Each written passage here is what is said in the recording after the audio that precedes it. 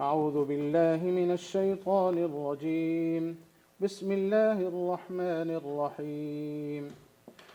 وإذ قال إبراهيم رب أرني كيف تحيي الموتى قال أولم تؤمن قال بلى ولكن ليطمئن قلبي قال فخذ أربعة من الطير فصرهن إليك ثم اجعل على كل جبل منهن جزءا ثم ادعهن يأتينك سعيا واعلم أن الله عزيز حكيم. مثل الذين ينفقون أموالهم في سبيل الله كمثل حبة أنبتت 7 سنابل في كل سنبلة 100 حبة والله يضاعف لمن يشاء والله واسع عليم. الذين ينفقون أموالهم في سبيل الله ثم لا يتبعون ما أنفقوا منا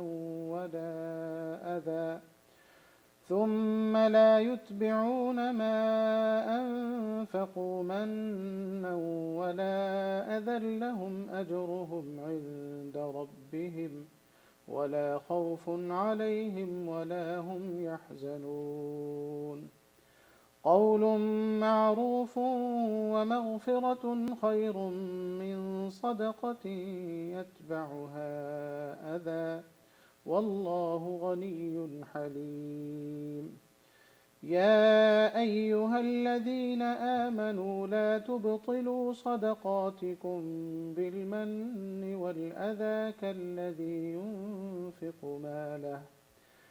كالذي ينفق ماله رئاء الناس ولا يؤمن بالله واليوم الآخر فمثله كمثل صفوان عليه تراب فأصابه وابل فتركه صلدا لا يقدرون على شيء مما كسبوا والله لا يهدي القوم الكافرين. ومثل الذين ينفقون أموالهم ابتغاء مرضات الله وتثبيتا من أنفسهم كمثل جنة بربوة أصابها وابل فآتت أكلها ضعفين فإن لم يصبها وابل فطل والله بما تعملون بصير. أيود أحدكم أن تكون له جنة من نخيل وأعناب تجري من تحتها الأنهار له فيها من كل الثمرات وأصابه الكبر وله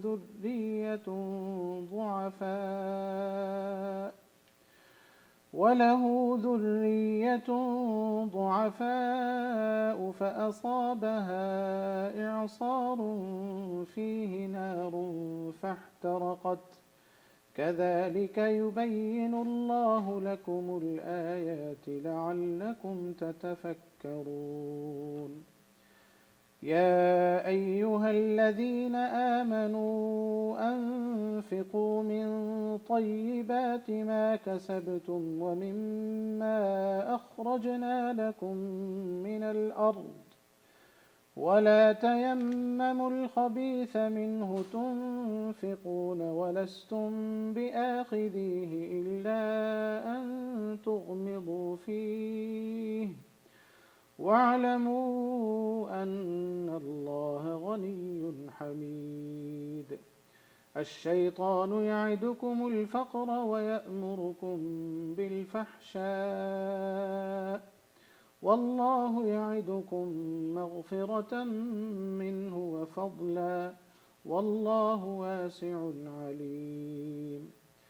يؤت الحكمة من يشاء ومن يؤت الحكمة فقد أوتي خيرا كثيرا وما يذكر إلا أولو الألباب وما أنفقتم من نفقة أو نذرتم من نذر فإن الله يعلمه وما للظالمين من أنصار إن تبدوا الصدقات فنعما هي وإن تخفوها وتؤتوها الفقراء فهو خير لكم ويكفر عنكم من سيئاتكم والله بما تعملون خبير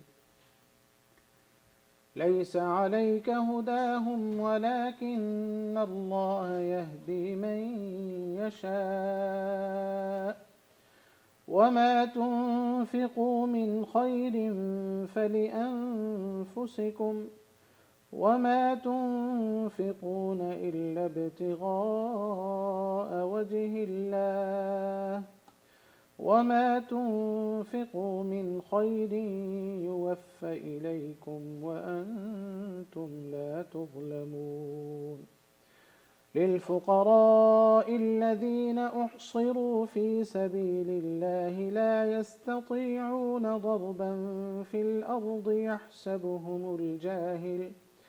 يحسبهم الجاهل أغنياء من التعفف تعرفهم بسيماهم لا يسألون الناس إلحافا وما تنفقوا من خير فإن الله به عليم الذين ينفقون أموالهم بالليل والنهار سرا وعلانية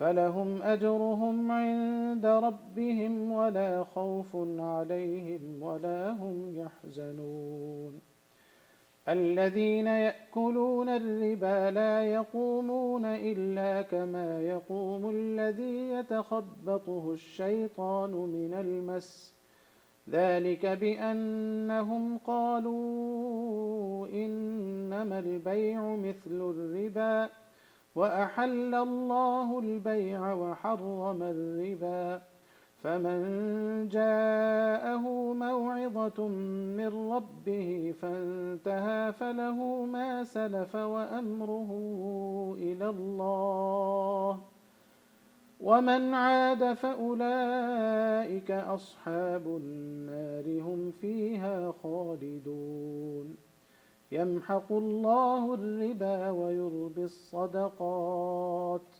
والله لا يحب كل كفار أثيم إن الذين آمنوا وعملوا الصالحات وأقاموا الصلاة وآتوا الزكاة لهم أجرهم عند ربهم ولا خوف عليهم ولا هم يحزنون يا أيها الذين آمنوا اتقوا الله وذروا ما بقي من الربا إن كنتم مؤمنين فإن لم تفعلوا فأذنوا بحرب من الله ورسوله وإن تبتم فلكم رؤوس أموالكم لا تظلمون ولا تظلمون وإن كان ذو عسرة فنظرة إلى ميسرة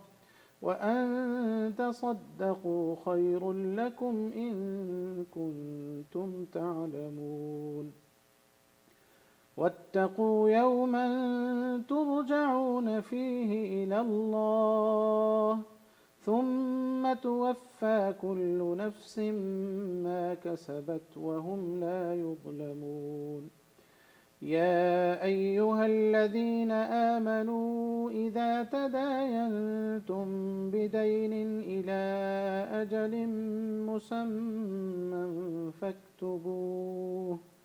وليكتب بينكم كاتب بالعدل ولا يأب كاتب أن يكتب كما علمه الله فليكتب وليملل الذي عليه الحق وليتق الله ربه ولا يبخس منه شيئا فإن كان الذي عليه الحق سفيها أو ضعيفا أو لا يستطيع أن يمل هو فليملل وليه بالعدل واستشهدوا شهيدين من رجالكم فإن لم يكونا رجلين فرجل وامرأتان ممن ترضون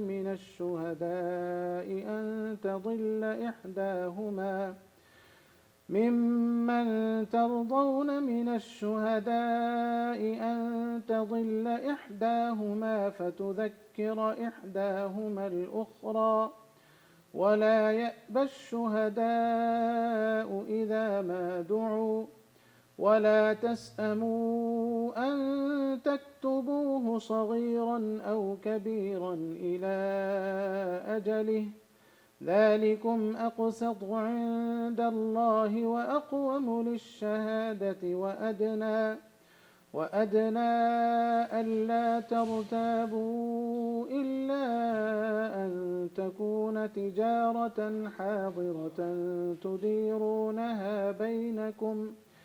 تديرونها بينكم فليس عليكم جناح ألا تكتبوها وأشهدوا إذا تبايعتم ولا يضار كاتب ولا شهيد وإن تفعلوا فإنه فسوق بكم واتقوا الله ويعلمكم الله والله بكل شيء عليم وإن كنتم على سفر ولم تجدوا كاتبا فرهان مقبوضة فإن أمن بعضكم بعضا فليؤد الذي اؤتمن أمانته وليتق الله ربه ولا تكتموا الشهادة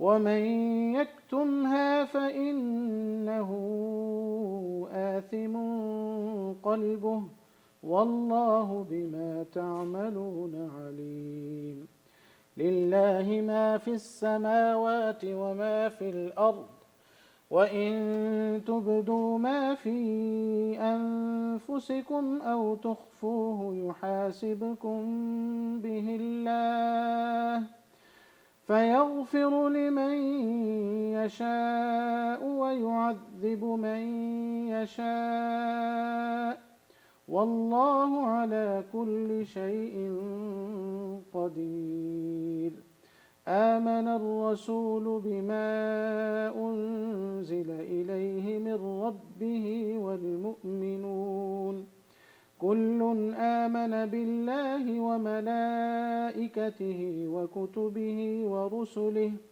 لا نفرق بين أحد من رسله وقالوا سمعنا وأطعنا غفرانك ربنا وإليك المصير لا يكلف الله نفسا إلا وسعها لها ما كسبت وعليها ما اكتسبت ربنا لا تؤاخذنا إن نسينا أو أخطأنا ربنا ولا تحمل علينا إصرا كما حملته على الذين من قبلنا ربنا ولا تحملنا ما لا طاقة لنا به واعف عنا واغفر لنا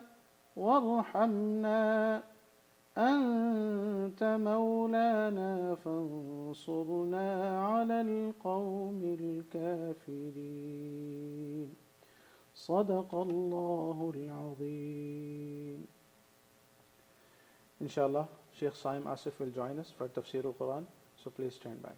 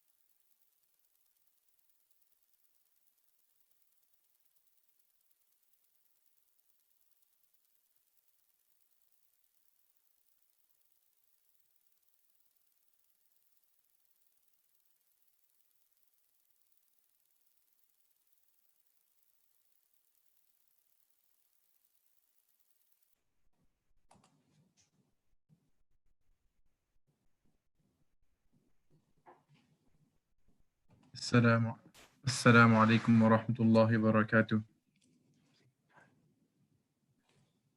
إن الحمد لله نحمده ونستعينه ونستغفره ونؤمن به ونتوكل عليه ونعوذ بالله من شرور أنفسنا ومن سيئات أعمالنا من يهده الله فلا مضل له ومن يضلله فلا هادي له ونشهد أن لا إله إلا الله وحده لا شريك له وأشهد أن محمدا عبده ورسوله أما بعد قال الله تعالى في القرآن العظيم بعد أعوذ بالله من الشيطان الرجيم يا بني إسرائيل اذكروا نعمتي التي أنعمت عليكم وأوفوا بعهدي أوف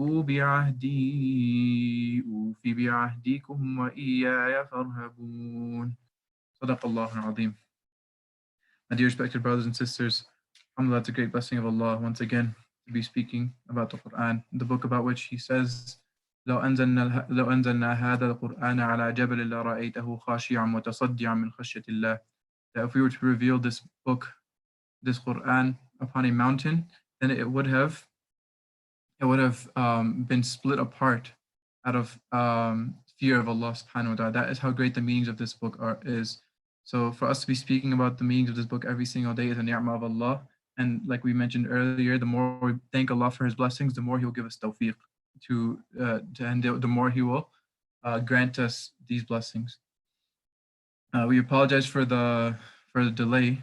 For some reason, the mic wasn't working while speaking, and nobody could hear.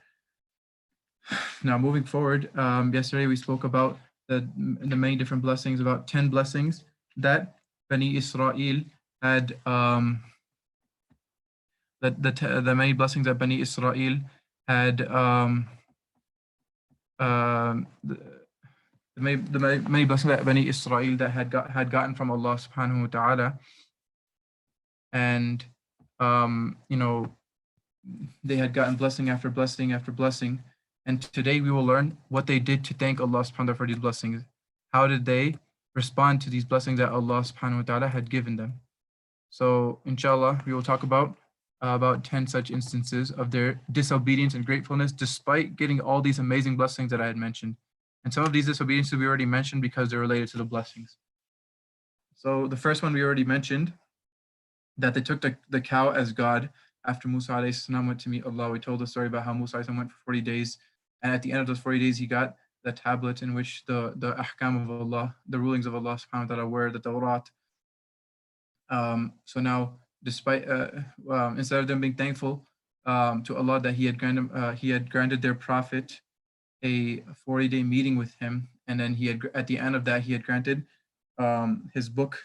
As we mentioned, from amongst the blessing that the Bani Israel got were the Tawrat, because learning the ahkam of Allah subhanahu wa ta'ala is actually a mercy, and is actually a blessing for the people. So despite instead of thanking Allah subhanahu wa ta'ala, they took the cow as God after He had left. So this is one of the disobediences that Allah subhanahu wa ta'ala mentions of Bani Israel in the story. The next one that Allah subhanahu wa ta'ala mentions in the story is, and we mentioned this yesterday too, that now they sought forgiveness from Allah subhanahu wa ta'ala for taking the cow as a god and started worshipping the cow. So now they're asking, they left to seek forgiveness from Allah subhanahu wa ta'ala. But now, instead of being in a state of humility, when somebody asks somebody for forgiveness, they're not going to be arrogant and they're not going to be insolent. They're going to be very humble. But instead of being humble, what did they do? They asked Allah, Musa alayhi salam, said to disrespectful manner. Look at their words.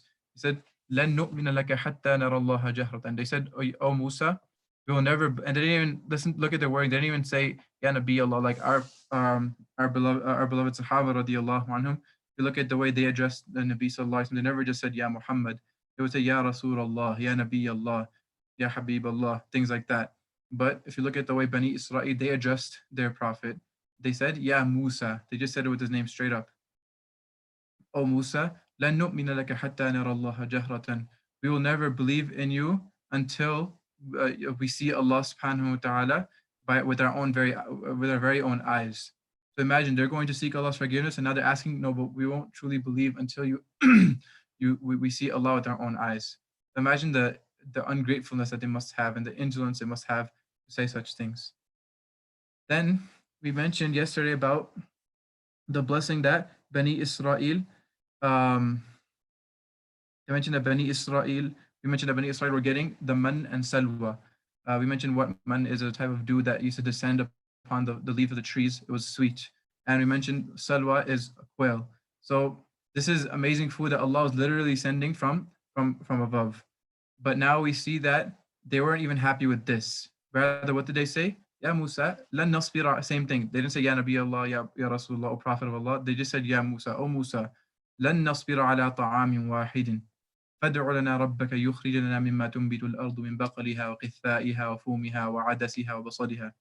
Imagine they're getting such great food sent directly from Allah subhanahu wa ta'ala. But now what are they asking for? They said, we're never going to, we're not going to be patient and just eat the same food all the time. No, we want to eat different types of foods. And then they mentioned which food they want. They said, ask Allah subhanahu wa ta'ala so that he can grow for us that which the earth, that which comes from the earth, that which we can grow ourselves from the earth. من بقلها وقثائها, from the vegetables and the cucumbers, وعدسها وبصلها, and the garlic, and adas is, as what do we call it, dal, which is lentils, وبصلها, and onions. So imagine they're getting such amazing food, but now they're asking, no, we want some variety. We want all these other different types of food. So imagine now how ungrateful you have to be to do that. That Allah's, and remember we mentioned that this was this food was being descended upon them at the time where they're in a state of punishment, when they refused to enter the land of Al-Ard al-Muqaddasa, the promised land, because they were afraid of the people within there. So Allah said that it is forbidden upon you for 40 years, and now you have to wander the land for 40 years.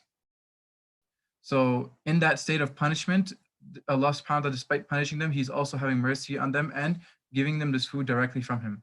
But now they're not even happy with this food, and they want different types of food. And actually, the funny thing is, the food that they were asking for is less tasty than the food that they were actually getting. But this is just a habit of people who are ungrateful, that they will never, no matter how amazing of a thing that you give them, they will never be satisfied, and they will always want something different. As they say, the grass is always greener on the other side. So this is an important lesson for us to learn here, that we have to be thankful for whatever blessings Allah subhanahu wa ta'ala has given us, and we have to be content, not just be grateful, but also be content with which Allah subhanahu wa ta'ala has given us. And generally the attitude of a believer is that he is content with that which he has been given in the dunya, but he is not content with that level he is in his deen. He is always striving for more and more and more and more and more. But unfortunately, we have taken the opposite approach, where we're always striving for a higher level in dunya, and we're content with whatever we have in deen. We're fine, alhamdulillah, I'm praying this many times, that's good enough. We start looking at those who are below us in our deen, even though we should be doing the opposite. So we have to learn from this mistake of Bani Israel, from this ungratefulness of Bani Israel, that they were tired of the same thing over and over again. So they say that, oh, I don't want this anymore. So how many times are we presented food on our own tables? We shouldn't think that, oh, what kind of terrible people are Bani Israel. We should think about our own selves. How many times on our own table we are presented with food, and we complain to our wives or our mothers that, why do we keep having the same food over and over and over again? Instead, we should be thankful. We should be grateful to all the efforts that our wives and our parents are going through in order to serve this food. We don't know what they're going through, what hardships they're going through, what sacrifices they're going through, just to put this food on the table. And now we're being ungrateful. We're saying that, oh, why can't you bring some dal? Why can't you bring some this food? Why can't you bring some that food? I don't want chicken every single day. I don't want this every single day. I don't want that every single day. We should be thankful to Allah subhanahu wa ta'ala for whatever He gives us. And if we get different types of food, fine.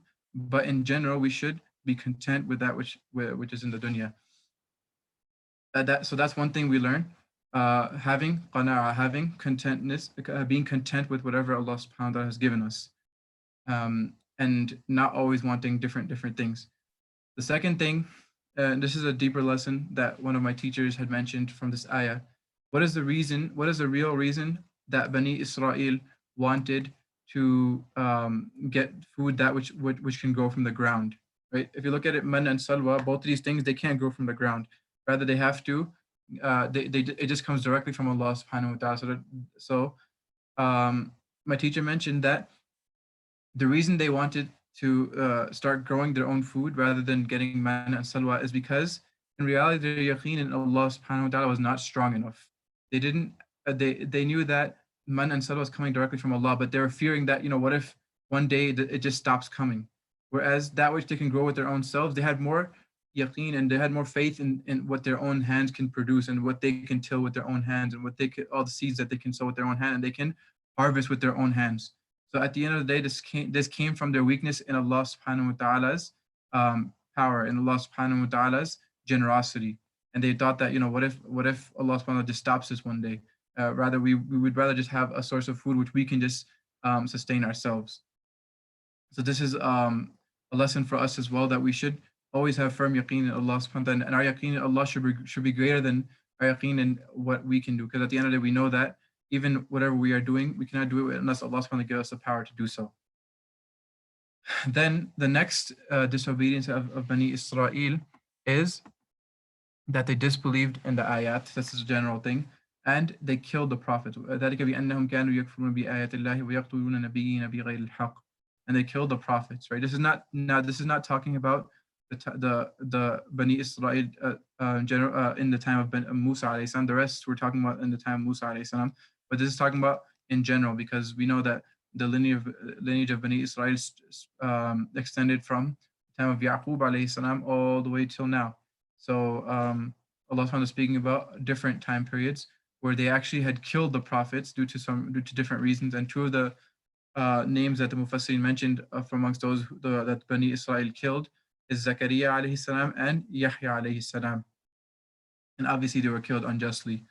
So this is another form of ungratefulness. Imagine Allah is sending somebody to them as a guidance, right? And we know that the prophets were sent as a mercy to the people to take them out of the darkness that they were in, the darkness of kufr, the darkness of shirk, and to bring them to light. And that is the greatest mercy, right? And that is why in one place in the Quran, Allah subhanahu wa ta'ala, in a few places in the Quran, he mentions, he calls prophethood mercy. He says, he uses the word rahmah instead of nubuwah, which shows that Allah sending prophets is actually a huge mercy to mankind. And he says that also in the ayah, وَمَا أَرْسَلْنَاكَ إِلَّا رَحْمَةً لِلْعَالَمِينَ. He says about Nabi sallallahu alaihi wasallam that we did not send you except as a mercy to the mankind, because we mentioned earlier that the deen of Islam in general and all the deens that Allah subhanahu wa ta'ala had sent, all the shariahs that Allah subhanahu wa ta'ala has sent, they are actually a mercy to the people that they were sent upon, because they are telling them the right way, that telling them the right thing that they have to do, telling them that which benefits them the most in this life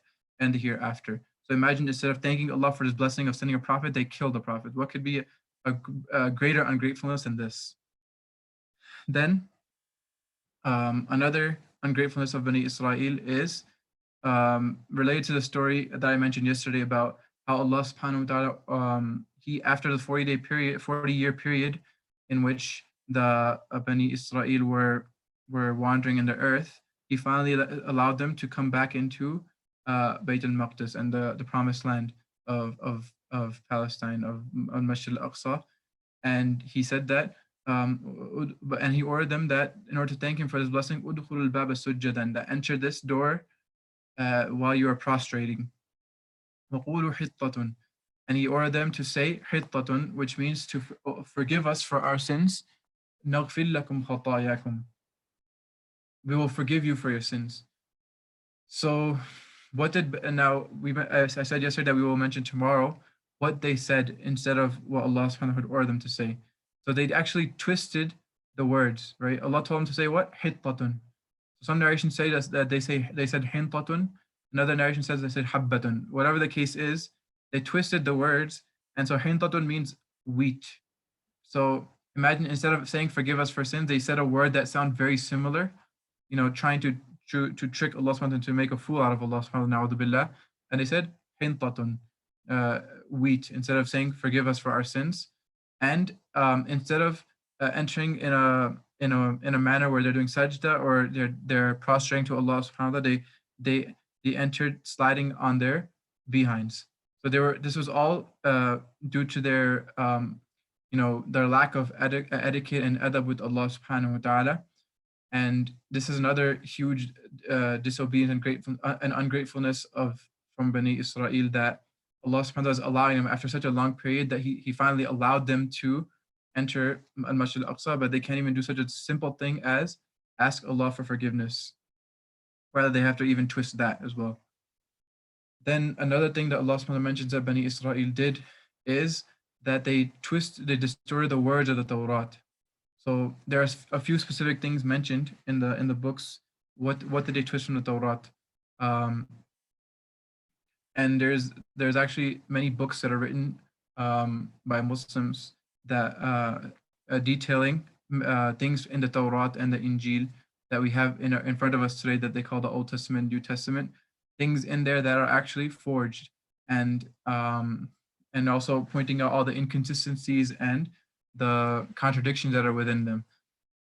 But some of the specific things that the Mufassirin mentioned in this ayah, what did they distort? One of the things they mentioned was the sifa of Nabi sallallahu alaihi wasallam, that in the Torah, Allah tells us in the Quran that يجدونه مكتوب الذين يتبعون الرسول النبي الأمي الذي يجدونه مكتوبا عندهم في التوراة والإنجيل. Allah subhanahu wa ta'ala mentions that they can find basically this unlettered prophet, referring to Nabi sallallahu alaihi wasallam, written in their Torah and Injil. So Allah subhanahu wa ta'ala himself tells us that the character of Nabi, the description of Nabi sallallahu alaihi wasallam is mentioned in the Torah and the Injil. But we find that what the Yahud and Nasara did, they changed this description so that Nabi sallallahu alaihi wasallam's description was not in there anymore, obviously because they knew that the people would start believing him. Yet in some different versions, there are actually remnants of this, and so you can just look for, if you just Google Paraclete, Paraclete, you can find an interesting discussion about how this word actually refers to Nabi sallallahu alaihi wasallam in the Bible. So if anybody's interested, they can look at that, Paraclete, Paraclete. But anyways, so this was obviously a huge ungratefulness from Bani Israel, that Allah has granted them a Torah, His word, and yet what did they do? They changed this word of Torah. And one of the special characteristics of the Quran that Allah did not give any of the previous nations is that it was saved from being changed whatsoever. Allah's promise in the Quran, "Inna nahnu nazzalna dhikra wa inna lahu lahafidhun," that we have revealed this reminder, this Quran, wa inna lahu lahafidhun, and indeed we will protect it. And the reason for this is that this Quran is supposed to last all the way till the end of time, because all the previous the revelations, they were only for limited periods of time. So even if they were changed, Allah would always send a prophet after them to mend those changes and to basically to remind the people of what the true religion was, rather than what the people had changed it to. As Nabi sallallahu alaihi wasallam came to tell the people that the Bible, the Injil and Torah had been changed. But now, if the Quran were to have been changed, then there would have been no prophet to come after to remind or to tell people that it was changed. That's why Allah subhanahu wa ta'ala has promised to protect it, and there are many different ways that He's protected this, but the most important way is that Allah subhanahu wa ta'ala is a miracle of this ummah, that there are so many people who had memorized this book, and you would never find that at any other nation and with any other book, the amount of people that have memorized this book.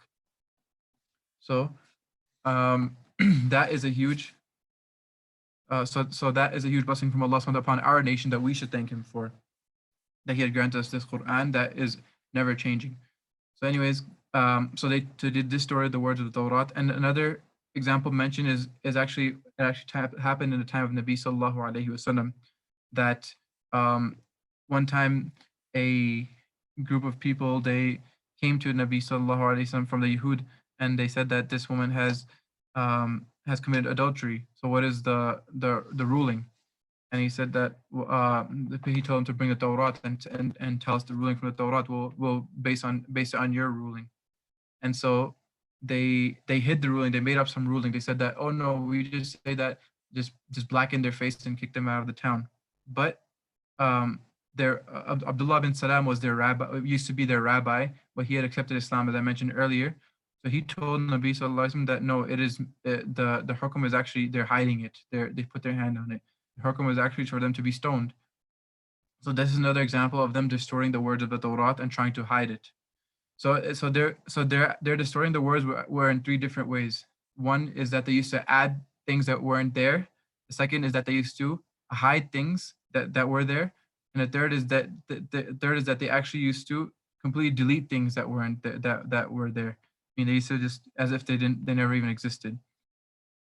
Then another example of their disobedience is now Allah subhanahu wa ta'ala one time, after all of this, after the disobedience, Allah subhanahu wa ta'ala, there are two general methods that Allah subhanahu wa ta'ala has used and the Prophet has used, is targhib and tarhib. You give targhib is to give encouragement to do things, right? For example, if you talk about Jannah, that would be considered targhib, because you're now encouraging people that, oh, why don't you do this so that you'll get this reward in Jannah. If you talk to anybody about the reward that they will get, that would be encouraging them. But now tarhib would be to warn them through talking about punishment and scaring them, basically. So those are two different methods that Allah subhanahu wa ta'ala and his Nabi sallallahu alaihi wasallam use. So Allah subhanahu wa ta'ala, after all of these things, Allah subhanahu wa ta'ala, he actually this is a miracle as well. He lifted a mountain above their heads, and basically they were told that they should believe in basically take that which the Torah says, and take a promise that they will try to fulfill what the Torah says. So what did they say? Sami'na wa asayna. They said that we hear and we disobey, despite all of this. Despite even with having a mountain hanging over their heads. And if anybody finds it hard to believe that a mountain can be hanging over their head, there are so many things mentioned in the Quran which we would say that is hard to believe, but in reality, these are not logical impossibilities, right? We know that Allah subhanahu wa ta'ala is able to do everything. And if we believe in Allah subhanahu wa ta'ala, we believe that He has created the heavens and the earth, then we can also believe in these miraculous events as well. It shouldn't be hard for us to believe at all. Because the one who created all of these things, he can also change. He created the laws of physics. He created all the other things, so he can also change them temporarily for reasons that he deems fit. And that is what we will see on the Day of Judgment, that so many laws of physics, they will basically be suspended, right? And there's no time to go into that details on that. Then another disobedience that Allah subhanahu wa ta'ala mentions of Bani Israel is that they turned back on their oath. After they had said, okay, we will follow what the Torah says, then they turned back on their oath after that. Then one last thing that I'll mention, inshallah we'll close for today, is that there's a story that I didn't mention of Bani Israel yesterday, and I'll mention it briefly now. So one time a person was killed from amongst Bani Israel, and so they came to Nabi Musa alayhi salam in order to find out for him to, and they didn't know who killed this person. They came to Musa alayhi salam to try to figure out what they should do, how can they find out the killer, and they asked him to ask Allah subhanahu wa ta'ala to bring this person back to life. So there's different opinion from amongst the Mufassirin of the details, but at the end of the day, some say that the baqarah, the same cow that they had slaughtered for the purpose of that the story I mentioned earlier, that they kept asking, oh, what color is it? How is it? Is it like this? Is it like that? That same cow they slaughtered, Allah told them to take a piece of that cow and hit the dead body with it, and so the dead body came back to life. Or there's other different opinions about it, but the main thing. The main point we can deduce from this is that Allah brought the dead person back to life, and the dead person, he told Musa alayhi salam and told everybody else the name of the person who had killed him. So this was a clear sign from Allah subhanahu wa ta'ala, not only for them to see, okay, to know the truthfulness of Musa alayhi salam, but also a sign for them that كَذَلِكَ يُحْيِي اللَّهُ الْمَوْتَى, he mentions that is the way that Allah subhanahu wa ta'ala brings the dead back to life. So if they had any doubt that Allah can bring the dead back to life, they had seen it now in front of their very eyes. So now imagine they've seen all these miracles. They've seen the mountain of floating above their heads. They had seen a dead person coming back to life. They had seen and they had seen the Allah subhanahu wa ta'ala descending man and salwa. They've seen the the cloud hovering above their heads while they were in the valley of the valley wandering aimlessly. After all of this, their hearts were so hardened, and they were not affected by it, and they were still in a terrible state of iman. So in a state of disbelief. So so Allah subhanahu wa ta'ala mentions ثم قست قلوبكم من بعد ذلك فهي كالحجارة أو أشد قسوة. So Allah describes their hearts. After all this, He says that your hearts became so hard that they are like rocks. They're like stones. أو أشد قسوة, or even worse, even harder than stones. وَإِنَّ مِنَ الْحِجَارَةِ, then he said he proves this. How can they be harder than stones? Stones are like amongst the most tough substances. So how can they be harder than stones? Allah says, وَإِنَّ مِنَ الْحِجَارَةِ لَمَا يَتَفَجَّرُ مِنْهُ الْأَنْهَارُ. There are some rocks from which water and springs gush forth from. وَإِنَّ مِنْهَا لَمَا يَشَّقَّقُ فَيَخْرُجُ مِنْهُ الْمَاءُ. And there are some types of rocks which split open and a little bit of water comes out. You know, the first type, the difference between this type and the first type is the first type, a large amount of water comes out to the extent the entire spring, the entire river can come forth from it. While this type this is referring to, it could also refer to the same rock that we mentioned earlier that Musa alayhi salam asked Allah subhanahu wa ta'ala to feed, to give Bani Israel water, and so he told him to hit a rock, and then 12 springs gush forth from that rock. Then he mentioned the second type of rock from which a little bit of water comes out from, or less water comes out from. Then he says, وَإِنَّ مِنْهَا لَمَا يَهْبِطُ مِنْ خَشْيَةِ اللَّهِ. And there are some rocks which fall and they roll out of fear of Allah subhanahu wa ta'ala. Whereas you see the hearts of Bani Israel, they were so hard that they could not even do any of these things. And so some of the ulama mentioned that Allah subhanahu wa ta'ala in this ayah is referring to 4 types of hearts. So when he talked about the first type of rock from which springs gush forth from, like rivers gush forth from, he's actually referring to the hearts of the prophets. That the prophets have such so much ilm and so much nur coming from their hearts that it is as if there are springs gushing forth from, and people benefit from this from these springs gushing forth from their hearts. Then the second type is that for which water leaks from, meaning less water comes out from, and that is like the hearts of the pious, the very pious people of this ummah, the awliya and the da'is, the callers to Allah, the scholars. And then the third type is those that which we spoke about, those rocks which fall out of the fear of Allah. So this is talking about those hearts which move and tremble out of the fear of Allah. This is talking about the general believers. And then there's a fourth type of heart which is not mentioned in the ayah but is inferred from the ayah. That heart which is not affected by anything, and that is talking about the hearts of Bani Israel. So may Allah subhanahu wa ta'ala protect us from having such hard hearts. May Allah soften our hearts with the remembrance of Allah subhanahu wa ta'ala and with the recitation of the Quran. May Allah subhanahu wa ta'ala not allow our hearts to become hardened after we have heard all of this about the Quran, after we have seen all the blessings that we have gotten. وآخر دعوانا أن الحمد لله رب العالمين سبحان الله وبحمده سبحانك اللهم وبحمدك نشهد أن لا إله إلا أنت نستغفرك ونتوب إليك.